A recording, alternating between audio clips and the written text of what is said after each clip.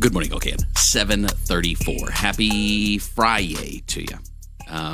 Life has challenges, a lot of challenges. Heartbreaking moments.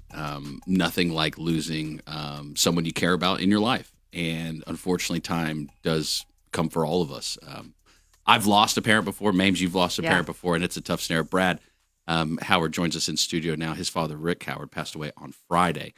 Brad, thank you. We appreciate you being here and being willing to come in and say hey to us and just chat about your dad, man. I know it's got to be a mixed emotion of, you want to talk about him, but it's sad to think about him.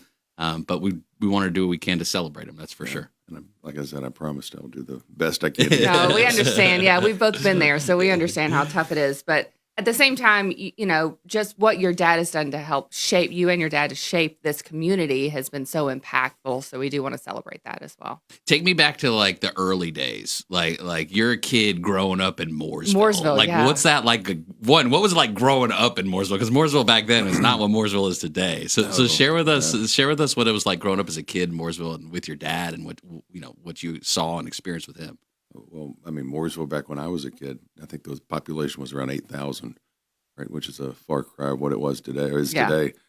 And, my dad, my grandparents, he grew up where Faith Road and 115 come together. My grandmother grew up in that house, and that's where he lived. And then they built the house down on the lake, down Langtree Road off of Gudger. So seen the changes. There was no lake back then. There was no 77. It was a much different place. You just had the farm to market road from, Mooresville to Davidson all the way to Charlotte. That's how you got to Charlotte, 115. Wow. And your dad grew up in Mooresville, right? In Mount Morn. So even less than 8,000. Was it like 500 people back then? Yeah, about 64 people back then, Mount Morn does have a post office. Okay. So, but no, there was no stoplight until, probably the 80s. So it was in the 90s. No, yeah. So over the years, you mentioned 77. I know that was a huge. Back when 77, what was that like back in the day? And like, how was your dad? Like, what were the conversations? Like, what are some of those memories you remember of like when they were planning 77? And like, your dad, was he excited about it? Did he not like the idea? What was that like? I mean, really, the only 77 story I remember from him was one where he said you could open it up on 77 and not see a single car. Can you imagine not seeing a car on 77 going to Charlotte? Only at like 2 a.m. now. That's pretty much the only time we're going to do that. Yeah. And then you get into Langtree and your guys' adventure with that. I don't know if a lot of people know the story of Langtree and how it came about. I mean, it took all hands on deck. It took a lot of people to see a vision for the future of Lake Norman with Langtree. What was that like? And share with us the story of Langtree. Oh gosh. Looking back, it was. I think we just wanted to, protect our backyard. They were, Lowe's was coming, and they were building an interchange. And the last thing we wanted to see was, what 150 happened, and what a lot of other places happened. Is we had a chance to, to do an assemblage and put everything together and do a master plan community, which Mooresville had not seen at the time. And for your family now, so your family, you still live here. Like you guys didn't up and move and leave. Your family now, is everyone still in Mooresville or? Yeah, we are still here in Mooresville off Langtree. And we haven't gone far. I grew up there, and my dad grew up there. My grandparents, my grandma grew up in Mount Morn in that house I told you about. And my grandfather grew up in downtown Davidson. And his grandfather worked for the college for, I think, the newspaper article I read said around 41, 42 years. Mm-hmm. Even in recent days, I had a chance, obviously, to get to know your dad a little bit. We were having the lunches and things like that. And a lot of time the conversation stemmed around the future of Lake Norman. That's what your dad seemed to really be focused on here, knowing that he wasn't going to be here for the future. That was always, I'm not going to be here. That's what he used to say when we would sit around with people at a lunch. He would say, I'm not going to be here, but for the future of this wonderful community, we've got to have tough conversations. He definitely seemed like he was willing to have tough conversations with people that weren't in the moment really interested in having them, but he knew the importance of them. Right, because if you don't have those conversations, you don't know what's going to happen. So, everybody needs to talk. All the towns need to talk. It's a lot of the reason that we have the group that we put together that we need to get reengaged again. Yeah. That's my fault. Oh no, only so much time in the day. And your dad used to emphasize, he always would ask the question, what besides the airport in the greater Charlotte area, what's the number one asset of our area? And everyone, it's the lake. It's the lake. It's the lake. So we need to focus on the lake. Yeah. Don't ignore the lake. Everybody, they look at every other, thing that's out there, and comes back to people love water and they love the people here. I mean, the people here are different. There's a reason that everybody moves here and doesn't leave, and they say the people. In his forward thinking as well, he put a lot of effort and thought, and especially toward these latter days, in the Lake Norman Marine Commission. That seemed to be pretty important to him. He kind of sparked my mind of thinking, he had talked about water quality a lot. Like, that's pretty important in our area, water quality. These days in development, you guys still actively as a family, we're developing things. Absolutely. You still are. Absolutely.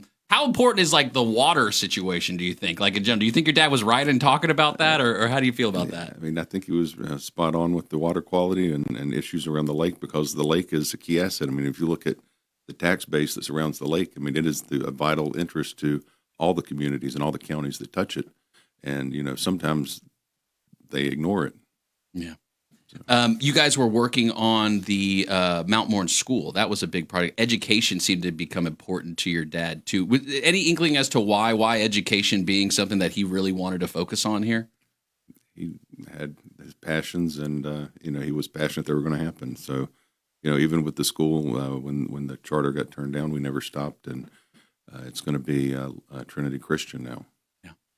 What was it like growing up with your dad? Do you have a memory, like fond memory, whether it be the lake or maybe it was a travel? Because you guys are obviously born and raised here, right? Maybe it was the time you got out of town for a little bit or something. Like, share a story with us about. Is it going to Cracker Barrel? Is that really what it is? That was I was going to figure out how to use the word salient. Yes, right? salient and Cracker Barrel to work in into the story. Sentence.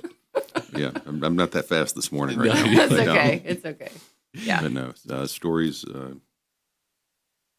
growing up. So I have to do this without getting emotional. But no, just around the lake, around skiing, boating. It seemed like you guys hung out a lot. Like, it seems like you guys spent a lot of time together. Is that true, or is that just kind of like what I saw from the outside almost? No, I mean, we did. We worked together. Yeah, we. I used to say I raised him. Shit.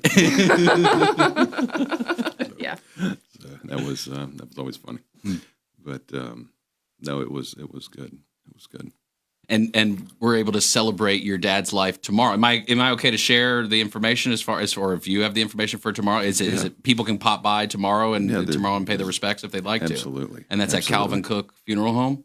Calvin Cook. I always say Calvin Cook. Calvin Cook Funeral Home. Excuse me. Mike's going to not be happy with me when I see him for that one there for sure. So people have the opportunity to stop by tomorrow, 6 to 8 p.m. tomorrow, right, at Calvin Cook Funeral Home there in Mooresville. And then you guys will have a private funeral on. Is it on Sunday you guys are having the burial? The funeral celebration of life is at Fairview on Sunday. Okay. All right.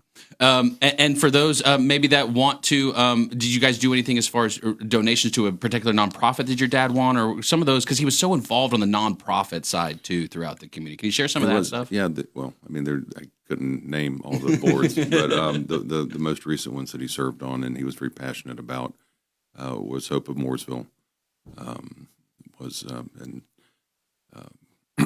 The Dove House. He was also, I remember him being. And you also being involved with there too, I believe. And then he was on the fire department, Mount Warren Fire Department board, and then anything to help the Mitchell Mack Hospice House, or any South Iredell charity, right? We appreciate you. He was passionate about Southern Iredell County.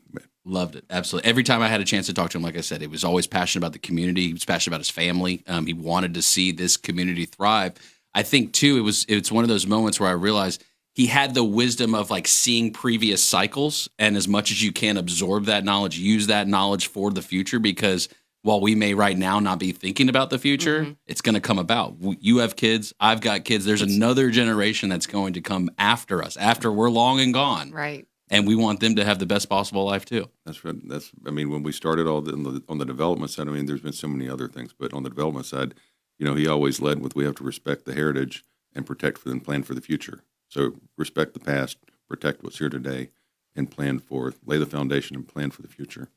Such wise words. Yeah. Grateful to be able to celebrate Rick, remember him, honor him. Again, always was kind to me every time I had a chance to say hey to me. Always smiled and always had very thoughtful insight. And so thank you for your kindness too. And the last time you guys were on stage together, he was giving you a hard time about your name. He goes, and we have Justin, and I'm not going to miss his name. Very kind. Brad, thank you so much for coming. Thank you guys so Check much. out Beyond the Brew Plant every Friday from 3 to 4 p.m. Brad Howard, the host, remembering, honoring your dad, Rick, this week. Thank you guys so much. Thank you.